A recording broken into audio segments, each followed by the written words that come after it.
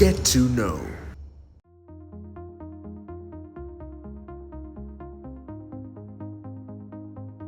මම චමෝදි හේරත් පාසල අන්ඩර් විද්‍යාලයේ මාදුර මම ක්‍රිකට් පටන් ගන්නේ අවුරුදු 14 දී 2024 අන්ඩර් 19 ඩිස්ට්‍රික්ට් ටීම් එකට සිලෙක්ට් වෙනවා.